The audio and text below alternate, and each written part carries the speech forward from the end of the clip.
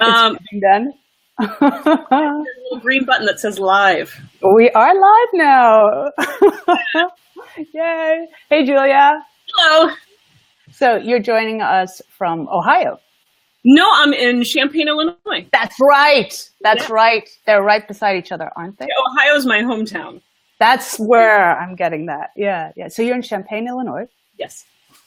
And I'm super excited to talk to you about technique today. Woo! Earthquake. Really? That was an earthquake. Oh my goodness. You know what? On these lives, something always happens. My partner set off the fire alarm, and that was an earthquake. Wow. Ooh, did you see it? Your harps are good. Your harps are okay. My harps are right here. You see, I have them actually leaning against something. Here's a learning moment. I have them leaning against this, the wall and this thing here. Nice. God, when you live in California, you get kind of jaded about earthquakes. Like when this used to happen, I would run right outside. It didn't matter. And they tell you don't do that, but you can't help it. You're like, my house is shaking. So when I first came to California in 1989, 2 months later was the big earthquake. And I was actually down in San Francisco in the area where it's basically made of landfill, actually. And the whole thing, I mean, it's the weirdest feeling, like your feet aren't even at all. It literally feels like you're standing on jelly. Oh, wow. Oh, my God. Yeah. Well, so there we go. This is a good start. So, yeah. Earth-shaking stuff, this technique. Oh, yeah, right. It is. We're gonna deliver earth-shaking information today. So, one of the reasons. Oh, someone doesn't have audio. Oh, let me check. Okay, great. Some people are hearing audio and some aren't. Interesting. I wonder why. Huh. Okay. Good. So Pat is recommending look at the bottom right corner and click on the XO so you get the audio. Cool. Okay. Great. So, I really wanted to talk to you in particular, Julia, today about technique because I really appreciate how you make technique so relevant to playing the harp and playing it with feeling and playing it with beauty. And then you also are respecting the individual so much in their harp playing. You're sort of not one size fits all. And I think sometimes when we get into the one size fits all approach to technique, then it can lead to a lot of problems, including injuries, actually.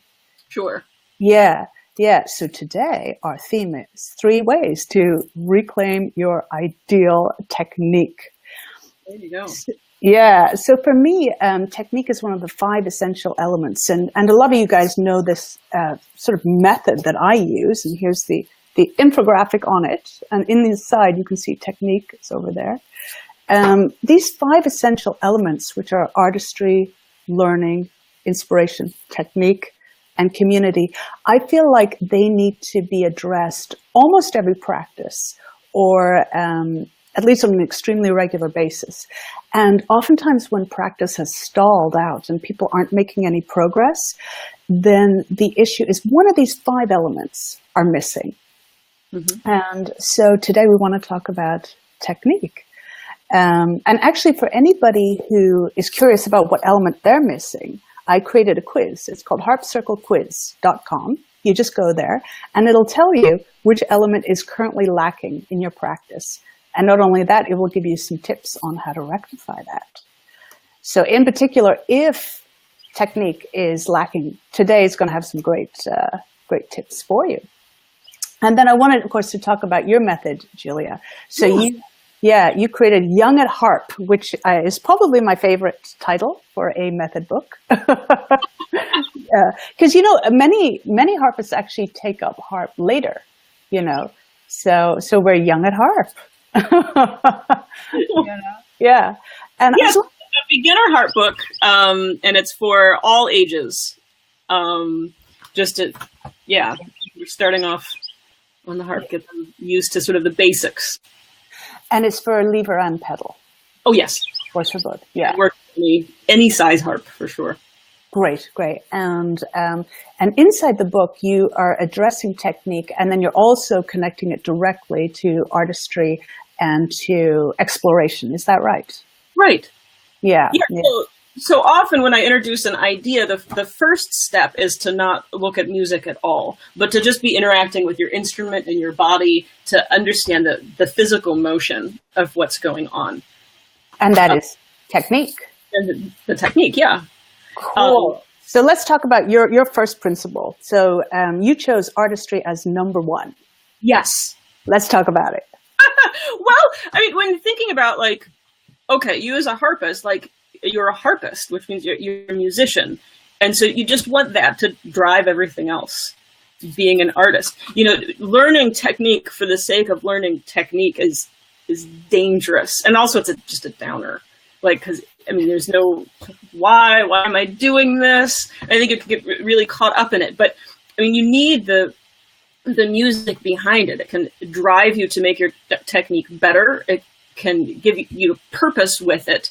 But then also, you know, think about if you're learning a technique, I mean, you might be able to do it, you know, perfectly, like out of context. But the second you're being like a musician with it, you know, like, you know, if you're putting a crescendo with it, then you're being an artist with it. And sometimes at that point, your technique can break down a little bit. And so you have to practice all the different ways to be musical with a certain technique right along with it. It's not good enough to just have the physical motion. You have to immediately turn it into music, because there's so many ways to play just a single note. You know, the technique of playing this one note, you know, depending on what color you want, you can spend forever just sort of gaining control over how to play a single note. And so, I mean, you know, like on its own, like, yeah, I got it. Okay, move on. But like, you know, in the context of a piece or with music, and I think you just have to have that control as an artist over all your technical And stuff. I think technique is the naming of that control. It's the naming of the actions you're doing, because, you know, you actually did different things for those different effects, right? So it's a question of discerning, what exactly am I doing? You know, am I, you know, getting more sort of purchase on the string? Am I putting more pad on it? Am I winding it up a little bit? Am I coming off faster? These are things that can be talked about in a very practical way, even though, you know, our goal is artistry. Yeah. The things are not actually mutually exclusive. It doesn't actually take away from our artistry when we know exactly what it takes physically to play, you know, forte or something like that. Yeah. I mean, there's just so much you can do with it's just the simplest thing to own it. Yeah. I think in the past I used to worry that if I focused on technique, it would sort of take the magic away. Mm-hmm. You know, that I could kind of see what was happening behind the curtain, and maybe I didn't want to know. Maybe it would like take a little sort of the mystical aspect out of it. Uh-huh. But I actually found that it just helped improve the situation to name, and it freed me up actually, so I could focus more on the music. Right. Yeah. I mean, I think that's, you know, a way of playing where you're sort of just like being taken for a ride by your piece, and you just play it however you can. You know, so the piece is sort of playing you, and that could be, you know, satisfying or whatever. But then, like, as you own your own technique, then you can start playing the piece. And then you're being an artist, you're participating, and you're aware with it. Yeah. And I think that takes like slowing down and, you know, uncovering every little element and experimenting. You know, here's all the options for how I can play this one chord. And then you have all those options, and you can, you know, be like, I'm definitely not playing it that way, but you can if you wanted to, if you were in a mood one day, you know, and like just having this, Well, that actually leads directly into your second point, which is awareness. Awareness is the way to reclaim your technique, or to develop and discover your personal technique. This type of awareness that you're talking about. Yeah.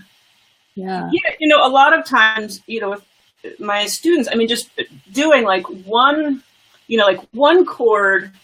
You know, the first here I've got my piece out, Luminous Clusters. It's very simple. It's just, you know, a single chord per measure. And you can sit there with your right hand and play this chord so many different ways. And all it says is piano. So you have to play it soft, and the piece is called Luminous Clusters, so it's not going to be, like a sad piano, or it's not going to be like an angry, so just experimenting with all the ways to play soft. And then you're learning this technique of placing this cluster, and so then, I could be aware of, like, I was sitting like this just now instead of like this. But I mean, playing the chord over and over again, like a meditation, and just observing different things as you're playing this one chord, are my shoulders down? Is my thumb where it needs to be? Are the fingers that I'm not using relaxed, or are they clenched, or are they sticking out? Just trying to observe every bit of how you're playing this one chord. And then so you have this like physical consistency with it. And then you can start experimenting with the control of it by, how you release or how you press the strings before, and just getting a total handle on that one chord, so that when you sit down to play the piece, you've done it so many times correctly and in so many different contexts. Yeah, and whatever you learn, with that right there, that technique can absolutely be applied to any technique of any harp, right? Any harp piece. So maybe people might feel, oh my goodness, that's a bit overwhelming. I'm working so hard to get this one chord right. It's not just that one chord. It's that approach to chords. Yeah. Wow. Yeah. I mean, I think, anytime you're having trouble doing a certain thing on the harp, that, like, a lot of times, there are different types of harpists, and I think we all have our pet things that we sacrifice when we play. Like, some harpists, when they practice, they'll sacrifice technique because they want, like, the music, or they just need, or they just need the notes to be right. Like, oh, I'm just going to get the notes this time. And they're like, their bodies are all mangled, but they're really going to get the notes, and so there's, they're sacrificing that, or some harpists want, I don't know, a big picture. And so they do like musical in a certain way, but they're playing all the wrong notes. So we all have our different like pet sacrifices. But I think in all of those situations, I mean, the thing you have to do is like slow down and back up and take one element and really get it under control and be able to do all the things, juggle everything at the same time before moving on. Yes. Be aware of all the elements working together, your technique and your artistry and the notes, and then what choices you're going to make with them. So with the awareness, say someone is starting out, they want to reconnect to their technique. Where is a good place to start with that awareness? Because, awareness is a huge topic, right? What would you say is the first touch point for them to get into with their technique? Well, it depends. I mean, if they can, you could be playing a piece, and the second you run into a problem, stop and think about like what went wrong there, and then isolate the problem, and see what's going on there. Like I had a student working on a piece, and they were having trouble going through like that, because they're different shapes all the way up, and so then that really slowed the person down in the music, and so then becoming aware of like, okay, there's a problem there, it's slowing down, and then thinking about, well, what's the problem? Okay, I'm not getting the shapes in time, I'm placing, having trouble. So then you isolate the problem by just working out, getting one shape after another. And so this, technique is being able to play a chord in all of its inversions, up. And in the piece, it just sounds fancy, and going up. But, if you analyze it, if you think, well, that's a C chord, and it's going up in inversions, and so it's always the same shapes over and over again, And so then once you isolate that problem, you're aware of it, then, taking the music away and just working on triads and then their inversions until you feel, that shape really sticking and you're placing with confidence. And then you have the technique better. And then it's still probably not ready to go back to the music. I think from there, are you able to do this with a crescendo? And are you still playing with the warm, sturdy sound? Or are you, Right. So it's a slow process. Once you're aware of something, take it way back, really break it down and be slow and thoughtful and just sort of work through the theory of it, and then also what are your hands doing and how do they need to go? Mm-hmm, mm-hmm. So you're crossing also back into the artistry, so we've got this awareness and then you're referencing the artistry again and then coming back into that awareness, which is including things like theory, theory finally making sense, having a practical application, right? Yeah. And I love that you're able to say, okay, I'm going to stop and identify that there is a problem. I think that touch point, that initial touch point, is often the one that we ignore. We kind of ignore when something's uncomfortable. We ignore that we keep making the same mistake somewhere. And we just think, well, if I just keep doing it, it'll get better. Yeah. Right? Yes. How does that work? Yeah, that repetition fixes something. But actually, it doesn't really. It can sort of overload you. And you have to be able to juggle everything. And so you have to simplify, take if it's this machine that's broken, you can't just keep turning it on and hoping that it works the next time. You have to take it apart and look at the one part, and fix it and then put it back in. And then maybe there's another part that you have to take out and fix it and then put it back in the machine. Right. Yeah. And it is just a little part. I mean, when we're talking about looking at technique, it does oftentimes mean looking at a very small aspect, like trying to isolate to one idea, master one thing, maybe a rotation. Yeah. It's not a whole passage, because that's already so much information, right? Right. Yeah. Yeah. Yeah, I mean, it could be my thumb's too low, and so I'm not doing this thing right. And so it's okay, I'll just play it with my thumb high. But that's easier said than done, and chances are it's going to start sinking after time. And so you have to, find a way for your brain to only be focused on the one broken part for a while, which usually means dropping out a hand or playing something away from the music, to just work on, maybe if you want your thumb to be high to get a warmer sound versus, if your thumb's lower and it can get a more articulate sound, but, if you wanted to get it higher. And so just working on that and doing something that encourages your thumb to behave how you want. And then once you feel of course, it's that thing. Yeah, I can do it. And then adding something else to it. Just making something up with it that's not too hard, but just a little distracting. This on its own is fine, but then when you add this little distractor to it, does your thumb get weird again? Do you go back to your old habit, or can you juggle those two things? So the distractor is there as sort of a test, to test if you really have the technique. Yeah, and I think you could put yourself through all sorts of tests to make sure you have the technique. You can make it you can get, more and more distracting.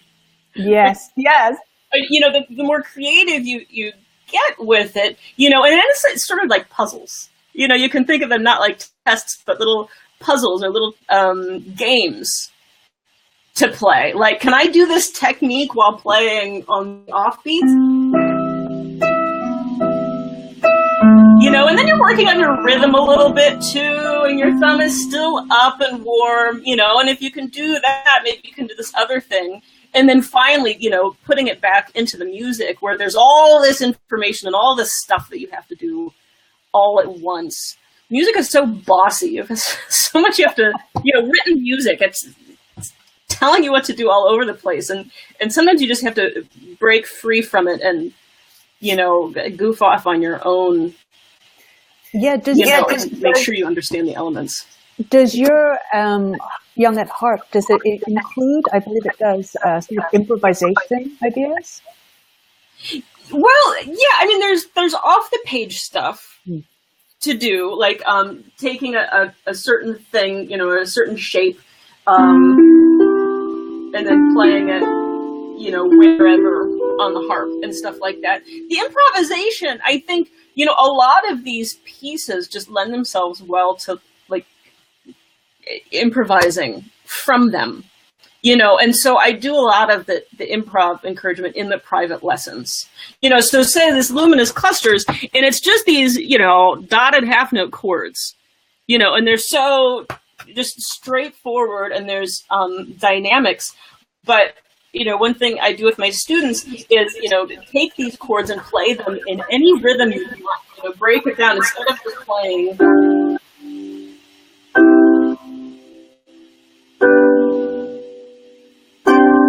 Once they get that down, turning it into.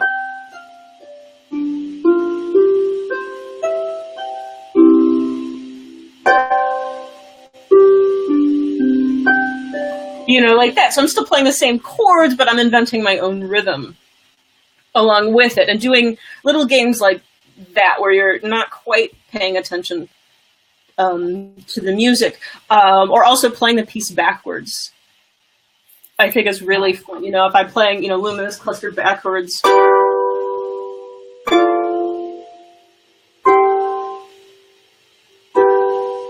And it throws you off a little bit. And it still, sounds like music, but you have to have this different control over things. It's less predictable, or upside down even.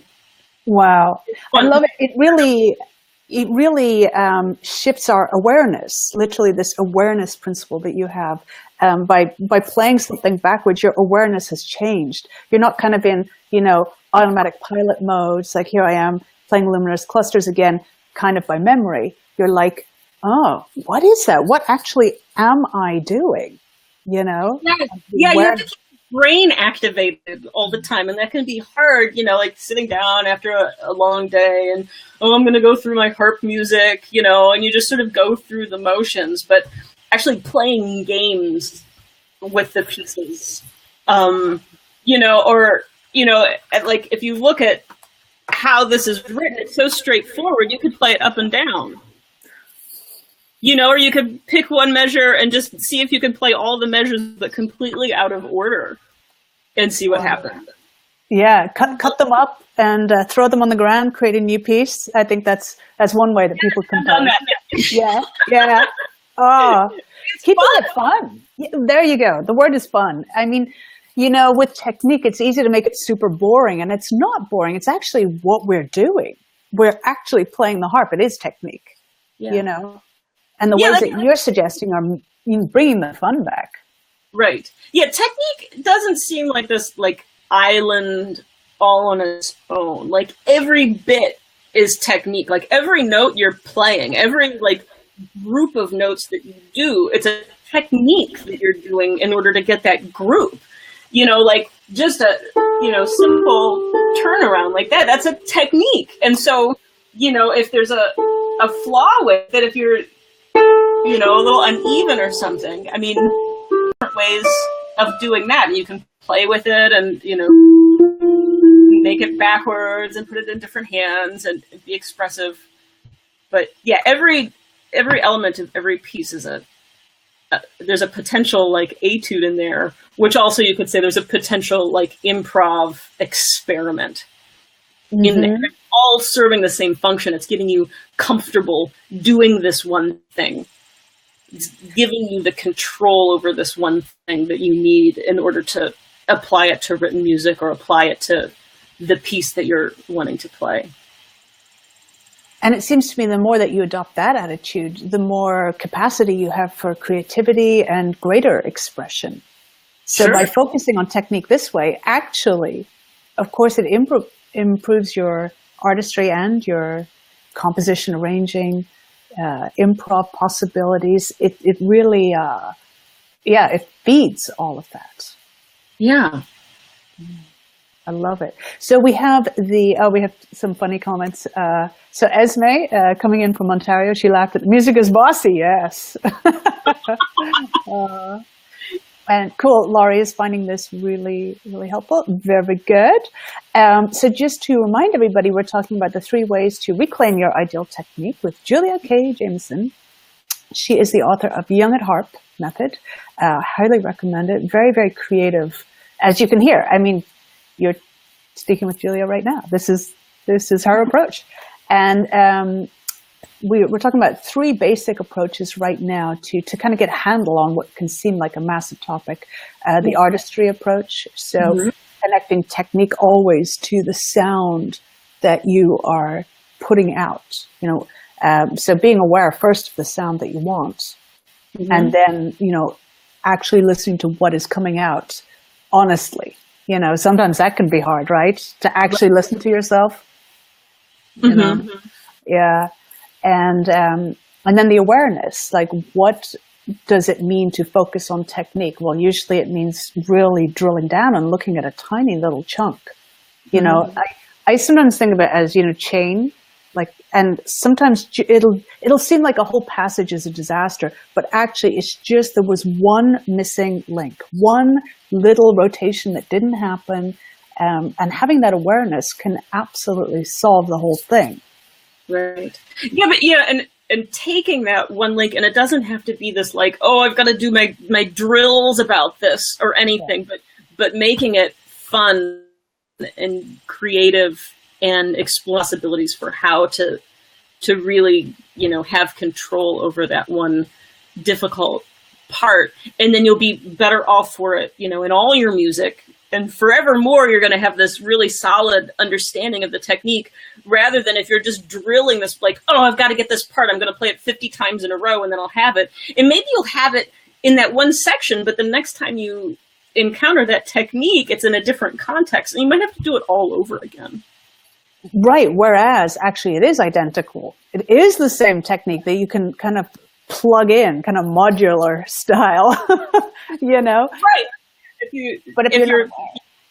you're aware of I'm really not getting this turnaround, and then you invent all these ways to try and get the turnaround with distractors and creating little pieces, or just jumping around on the harp. It doesn't have to be profound music. It can just be this playful, whatever you want, but just until you feel I really have this, I could do this in my sleep now, and you've had a little bit of fun time away from the music in the process. Cool. Yeah. Love it. I love your emphasis on fun. That's a big one. Fun and games. Harp is just a big toy. Isn't it? So your third approach is actually the advice. Yes. Yeah. So what do you mean by advice? Nothing beats a teacher. It's just, having the advice of somebody who's been through it, and the context that they can give, what advice did their teachers give them? What little tricks did they learn? And I mean, because there's just so many options, if you think about a hand shape and all this variation in the hand shape, and then all this variation in how you come off the strings. And so having advice did you know if you do it this way, it'll sound like that?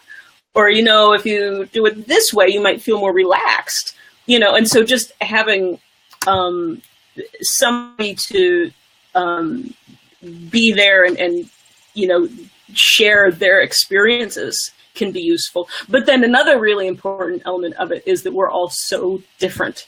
Our bodies are different, our needs are different, our harps are different sizes, and then we're different sizes to match our harps.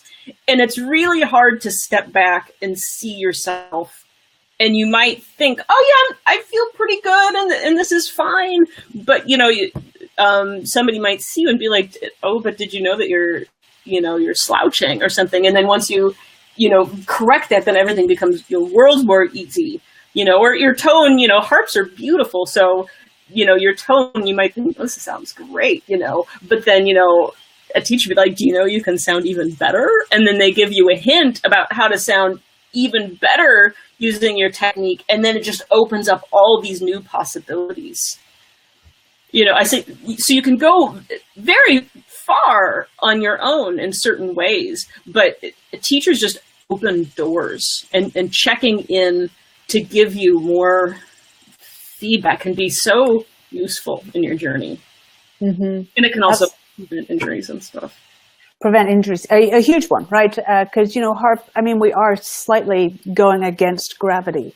There are some unique properties to playing the harp that, for instance, in piano, you are with gravity. Laurie is saying, seeing Julia play examples is a great help. Yeah, so by having a teacher, actually, you get, they will model for you. That's right. Uh-huh.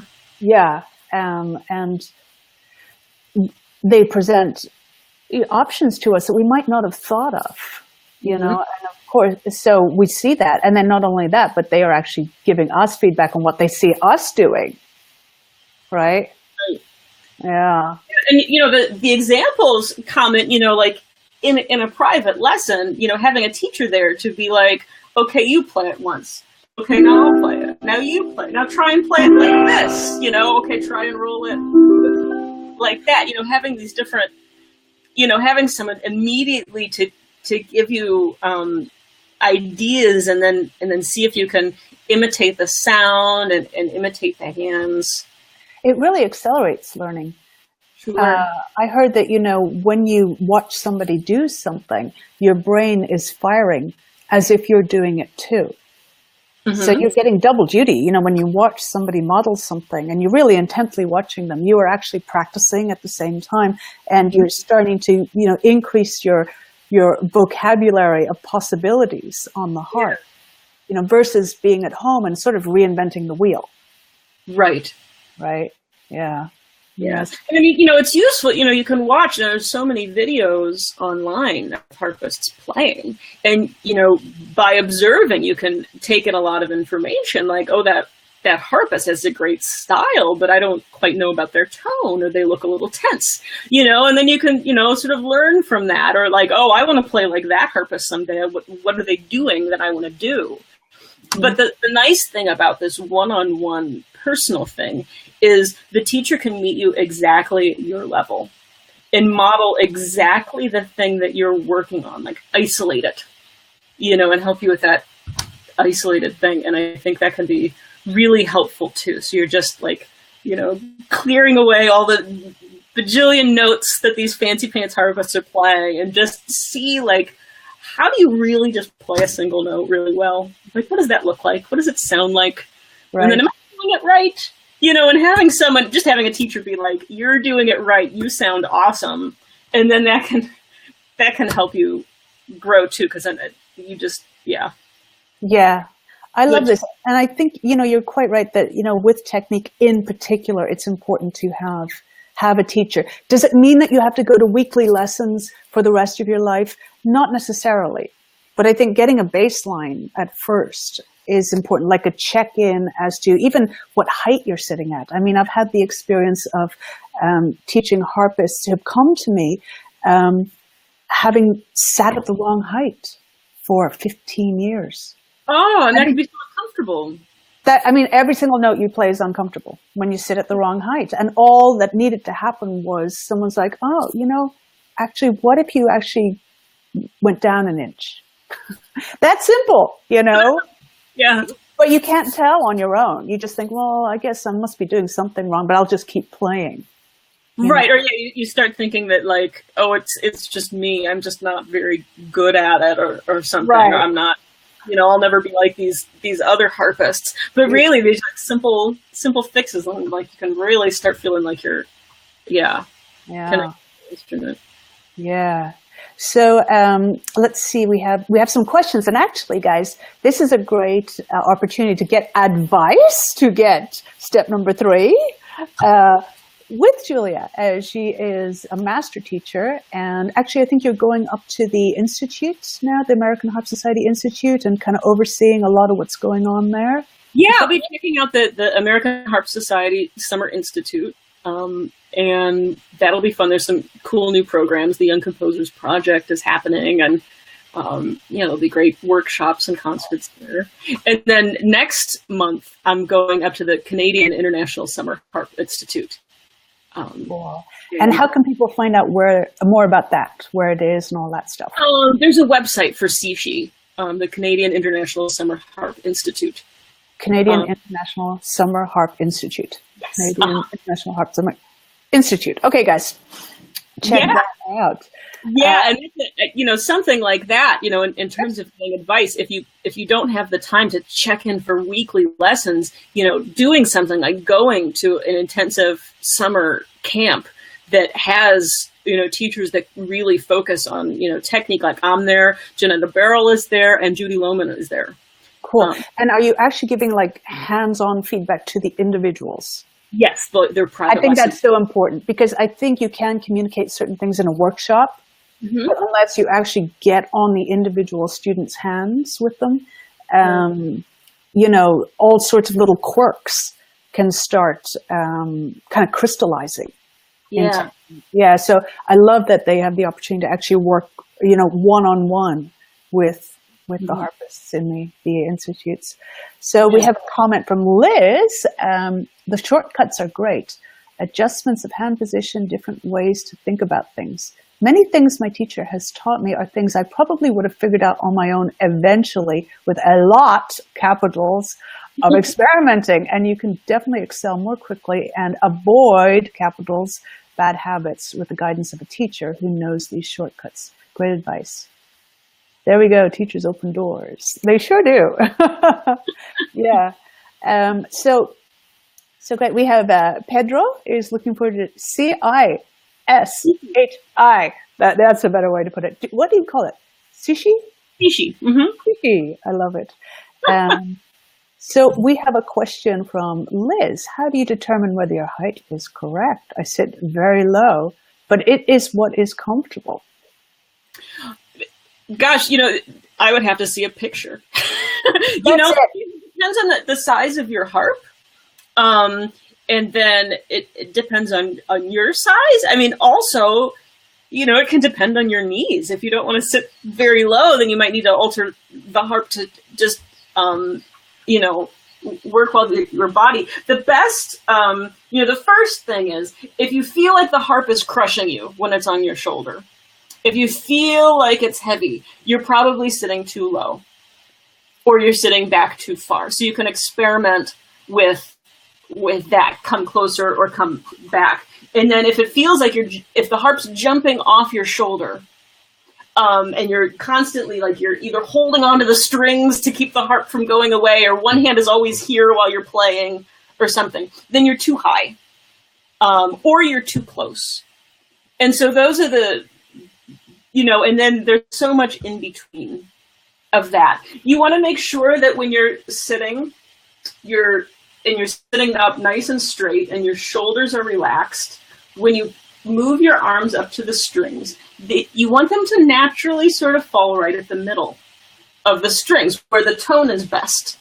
So if you're sitting in a way where you close your eyes and put your hands up and you're way up here, then you're probably sitting too high and you want to lower it. There's, and also if you're playing a pedal harp and you're, how long your legs are can make a difference in your seat preference, or you might, want to wear heels, or you might, making sure you can reach all the pedals or that your feet are flat on the ground. Lever harps are a bit more tricky because there are so many heights and sizes. Getting an adjustable bench is really good, especially if you're young and still growing, because it's change monthly. Yeah, exactly. Along with the length of your fingers. Everything just. One of my students, she plays lever harp, just actually like this one. So it's very tall and thin harp, and she is just about 5 feet tall. She's an adult. And actually what really works for her is to sit in one of those guitar chairs that actually have those little feet that come out. There, you know what I mean?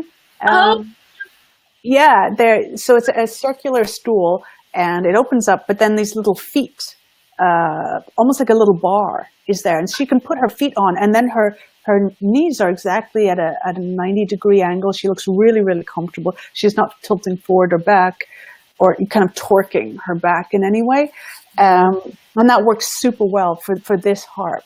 Now, because of that setup during lessons, she actually decided not to get this harp, even though she loves the tone of it.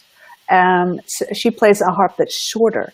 So because it was just a little bit too much of a compromise, to always have to bring this chair around or to sit at a harp that actually didn't suit her body.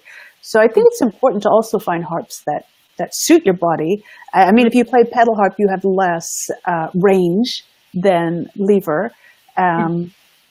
But so this advice doesn't really apply so much to pedal harpists. But for lever, you have your pick, of so many different types. Well, and then some of them have legs. Yes, exactly. Experimenting with that, thinking about the chair that you sit in, most normal chairs, like a kitchen chair and so on, they're not great for harp playing. You need something that just makes you sit up more straight. You don't want to be cozy. Yeah. And as you play, anything too squishy, you have to have a really solid, it should feel like you're sitting on the ground, like just very grounded, very stable core as you're playing. So you're not using any extra muscles, like harp is so, your arms. So everything else has to already be stable. Like thinking about like weightlifting or something, like you want everything to be stable when you're lifting the weights. If you're like this and lifting, well, you're going to hurt yourself. And it's the same thing with harp. The way you're sitting has to be very, very sturdy. You don't want to be, Yeah. It's a great question, Liz. And it's a fabulous place to start. Do an audit on your sitting, start with that. So, okay. Any other questions? We have Harriet saying, I play my harp a bit higher when there's a lot of bass lower octave notes because it brings out those strings a bit closer. Yes. So, if you want more of that sort of nasal tone when you're playing higher up on the strings, so say you're doing, kind of a slap bass or something like that where you want more of a pokey sound, absolutely playing, reaching up and playing higher. So that's, changing your technique based on artistry. Yeah, I mean, and that's interesting because another way of getting a clear sound out of a bass notes is to play lower on the string. You can go the other way. You sit lower. Yeah. And then when you're sitting lower and you move to those strings by actually, if there's a passage with a lot of low notes, I'll even, especially with a pedal harp, I'll put the harp completely up. So it's off my shoulder, and then I'm just playing, reaching that way, bending from my waist, but to get lower on the strings. And I think that's actually part of the technique of, I can't remember if it's Spanish or Italian Renaissance harp, but they are really sitting extremely low. And you can even see it in paintings where they're doing that and they're getting that, and they continue to play that way now. So it's not just that the artist was taking liberties, which we do see sometimes, right? People playing the harp backwards and stuff, so they would sit low. And then conversely, there's the tradition of standing up while playing the harp. So you can get on those highs. So it's true on either extreme of the strings, you get a different tone. So that changes your technique. And then, there you go. I love it. Yes. Well, so with another bass technique, I've seen Deborah Henson Conan stand up and walk to the column of her harp and play the bass while standing up from the other side. So she really is playing it backwards. She really is playing it backwards. And while she does that, I've seen this. Maybe it was a trick for the 80s. I don't know if she still does it, but she'll be playing the bass line with one hand and muffles with her thigh. With her thigh. So totally new technique, very jazzy. Yeah. There's So there's a range of how to play those bass notes. There's a guy, his name is Frank, and he lives in Norway, and he has invented something for the harp, which is a muffler, but you operate it with your knees. Oh, interesting. I know. He really needs to actually make it available, I think, in en masse, because it actually offers a lot of possibilities, you know, for different types of texture and, more polyphonic music in a way on the harp. So, it's pretty cool. So, guys, last chance. Ask Julia some questions about technique. She's right here, and she can answer live. Let's see what Jenna says. Once I understood that sitting up straight was essential to freeing my arms and hands, I had my husband fashion a stool for the harp to bring it to the right height for me. The added benefit was sound amplification. Bonus. Wow. So, Janice, do you mean that because you were sitting in a freer way, you were actually able to get more sound out of the harp? That your dynamic range increased? I believe that is what you mean. I just want to double check, though. Yeah, I mean, when you sit better, you just have more strength. You have more, range, motion. So again, the direct connection between artistry and technique. Yeah. Sherry says, can you please demonstrate how to relax the hands when playing? I stick my pinky out like a tea drinker. Thanks. So many of us do. Right? So the most relaxed way, and that pinky, you want it to just sort of turn off and be, right there next to your fourth finger. And just, as relaxed as possible. And so one thing you can do is when you're sitting here with your four fingers on the strings, grip the strings and see if you can grip the strings in a way that you're not holding any tension. What that pinky's doing out there is I call it an antenna. It's like an antenna, like with all the tension like coming out of it. But you just want to relax it and let it go. You should be able to grip these strings without engaging your pinky at all. And then let it just follow your fourth finger. So doing this for a while, just letting your pinky like join in the fun without sticking out at all. Yeah, so the pinky sticking out is like a habit, like, some harpists, when they're learning something, they'll grit their teeth or they'll stick out their tongue. Yeah. Or something. And they're all of them are about like, holding my tension somewhere. This is my concentrating look, and that's like a concentration thing. And so just, if you catch yourself doing it, you could do something like shake your arm out and then try it again. To keep it out, or try it, and probably it's sticking out most when you're going up rather than down. It's easier to relax when you're doing a downward motion. So practicing a lot of upward motion things and just letting your pinky relax and really observing, where it is and how it feels. I love that. Yeah. Oh, I see Daniel Berkman is on. Hey, Daniel. Wonderful kora player. Oh, I love it. Cool. The African harp.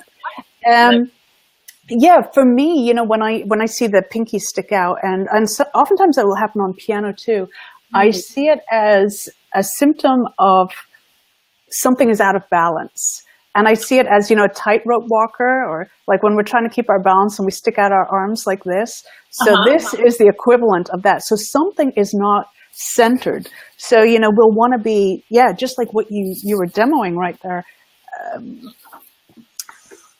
When you actually are on the strings and you're just checking that pinky is relaxed, you're really checking that you're balanced, Yeah. Because if I'm like this right away, see that pinky there, my wrist is pointing down. I can tell that, I'm out of balance. And the more that I can move around and say, oh, okay, let me go out of balance. So there it is. It's sticking up. Like moving it, like what's it going to take for it to relax? And then I do a little test where I stick my finger in and I just tap it. It's like, it doesn't need to do anything. Just Yeah. relax. You don't need to get in the picture. Uh-huh. And I feel like it's a little bit of biofeedback, when you just tap that finger and say, hey, relax. You don't need to. We don't need your support at this moment. But yeah, the balance thing is good. Or, thinking about where the weight of your palm is, in relation to the strings. Yeah. And because pinky's up, there's the danger of closing up too. Like think, your hand needs to follow your pinky, and that can get you into trouble. It can make your thumb super weak. So yeah, it could be that your thumb needs to shift higher. Absolutely. Yeah. So it could be, it's either that it's down too low, or perhaps really, this is the reason why someone has to be hands-on initially with you, I think, to get that. Because there's so many variations. Let's take one more, and this is from Gloria. Julia, what is your tip for not leaning your right wrist against the soundboard, which is what I do, and I've been noticing pain now? Yeah. Diana, do you say you did say to slightly lift my right elbow to alleviate this bad habit, but then my shoulder started to hurt. Please advise. Thanks so much. Okay. You want to hit that one? Interesting. Well, and the thing about your right wrist on the soundboard, some harpists do it and say that's the technique. And in some ways, and for some special situations, it can be useful. For example, if you're doing something very fast and in the same range, bracing yourself, it's like sort of sitting somewhere. And you don't want to grip onto the soundboard with your wrist, but just grounding yourself a little bit so you can do this fast thing can be really helpful, so that if you're up here with it, it can get wild. But, so just sort of grounding yourself gently. But when you find yourself gripping the soundboard with your wrist and you see little creases on your wrist from it, you definitely have a problem, or you're using it too much as a crutch. And so I think, one thing, check that you're not sitting too high and that you're using this to sort of push down your harp as you play. Like if you're, subconsciously worried that your harp is going to get away from you or something when you play. But then I think just doing things to get yourself away from the strings, and so more of this floating motion and doing little technical things where you're floating above.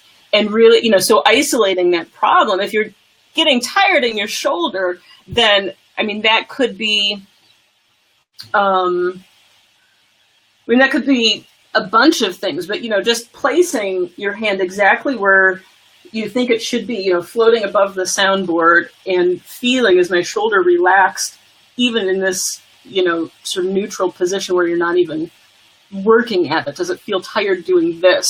And if there's something wrong here, then it could be that you're sitting wrong or something. But if this is okay, then going ahead and doing the technique and see if you can do this while staying floating. I think, it's just a habit that you have to constantly be aware of, and give yourself exercises where you're only focused on staying above the soundboard. Yeah. And I think if there's pain in the shoulder, that's showing, there's some kind of congestion that's happening there. Some kind of tension is being held there. And in fact, for me, the shoulder needs to be just like a conduit. Like energy is simply just flowing out through the shoulder. There's no stopping point of energy here, because that's where the tension starts. So Gloria, I would advise you to check in with your back and make sure that your back is engaged enough when you're playing, because if it's not engaged enough, you'll try and get that engagement from your shoulder instead.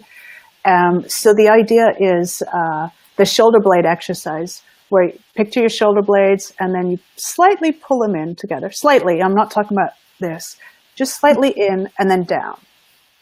And what you get is this raising, and suddenly the shoulders automatically go down too. I'm not shoving my shoulders down deliberately or anything like that. But what's happening is, because my back is engaged, suddenly I have this freedom to move, you know? And that's how then I can raise my elbows without actually my shoulder.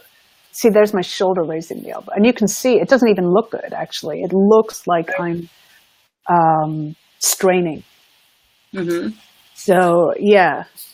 Yeah, and, doing air harp things can help with that. Because I'm also curious about, with this, if, and it could be that you look fine here, but then your shoulder starts hurting when you're up in a higher register. And that could mean that you scrunch up as you get higher. So your elbow, because it's a very human thing to do. So when you go up, I'm playing the teeny tiny notes, and so you go like this, but actually you have to expand, so you have to widen as you go up. And so check that you can do this motion on either side with keeping your shoulder down and keeping your hands, so just doing this is sort of a nice harp stretch, is that can you keep your elbows up and just, because a lot of people are tight here, especially like as harpists, because we do this a lot. So our muscles are stronger here than in our back. So we have to, open up this way. And that's a good, stretching to use your harp to stretch like that to open up. And that can help. Cool. We have one more question from Mia. I have scoliosis and I'm a harpist. Is there any help for me because my back and right shoulder are almost always out? So, I mean, that can be very specific. And I think probably the care of a teacher in person, like, of course there are things to do. And it could be that just having just the most perfect chair, the most perfect balance of how you're sitting. Yeah. And I've even seen these body support things. Yeah. So they're made of, a pretty tight elastic, but they will support your body as you're playing. And I think that's such a good advice, to actually find a teacher who almost specializes in, the intersection between music and kind of sports medicine, So I'm thinking about our mutual friend Claire and her Alexander technique work. Yes. So she's a harpist and an Alexander technique practitioner. So really interfacing with someone who is deeply aware of the body, Mia, is, There are chairs for harp that have small backs on them. And they're smaller, like the stave is smaller. Yeah. So, I mean, looking into or working with a physical therapist about like, how can I sit at this instrument? And definitely possible. Bringing your instrument to the session, I think, is critical because, this harp is very different from other harps. And so if someone, if I'm showing someone what I'm doing on this harp, it's not going to be identical, with the, with other styles. Since Mia has just one more comment. That's how it is. My shoulder does bother me when I play up in the highest register. And I have a medium harp. And I move in on the short side. I'm 4'6", and I'm playing a 6-foot tall harp. I know in the harp world they say size doesn't matter. Highest register, if it really feels tense up here, one thing you can experiment with is pushing the harp away from you with your knee. I mean, ideally, for a full-size harp like this, it sets on my right knee, but my left knee is completely off. Like both of my legs are hugging the soundboard of the harp. It's my right shoulder and the inside of my right knee that's holding up the harp. And so if I'm playing a lot up in this register, and it can get really tricky up there and hard to relax. And so pushing the harp away like this, and there's this much space between me and the harp, and then my back can stay straight. And I'm just moving the strings away so that this becomes, it's a lot better than scrunching up here. Is to, you're bringing the strings away from you. And you can get used to doing this, right in the middle of a piece, moving the harp away. Because, I mean, your knee's available when you're playing this. I love it. Liz says it's genius. A genius move. I don't know who thought of it first. I mean, that's the thing, that this historic harp thing, I love it. From the teacher. Yeah, there are almost always solutions. Yeah. So Mia, there is a lot of hope. Yeah. So Julia, where can people find you? Oh, what's the best website to find you at? Well, JuliaKJamieson.com. Let me put that in. Julia. Yeah, that's my contact information and so on. And then my email, harphands@gmail.com. JuliaKJamieson.com. And Harp Hands, that's so cute, isn't it? I always like typing that one in. harphands@gmail.com, did you say? It is, right? Yeah. Show that one, harphands@gmail.com. Fabulous. And then people can see you at the CISHS? I. Sushi. They can see me at Sushi or the AHS Institute next week. And people have actually put the link down in the comments. Awesome. Fabulous. Yeah, cool. So people can see that. Yeah, I recognize the names there. Yeah. So let's see. Let me just remind people, take your harp quiz and find out which element you need the most support on. We have been talking all about technique today. 3 ways to reclaim your technique. And then just to recap that, Julia talked about artistry and technique, awareness and technique, and then advice and technique. And we even got a live demo of what that advice looks like, right? There you go. Yeah. So fabulous. Oh, it's been so fun to hang out, as always. And I really appreciate your approach, Julia, because you really are, what I think of as a technique badass, but you're also very, artistically open and experimental. There's so much freedom in your message. Yeah, I never set out to be really great technically. It just happened because I had all these ideas of how I wanted to play. Yeah. So like, I better know how to do that. Well, that makes sense. I mean, the technique follows the artistic desire. I mean, artistry is what we really are attracted to, and then the technique is the skill. Really, is developing the skill. Yeah. Able to do whatever you dream up. I love it. Yes. So again, people can find your book, Young at Harp Method, at your website, I believe. There's a link at my website on how to get to the printer of it, which is Lulu.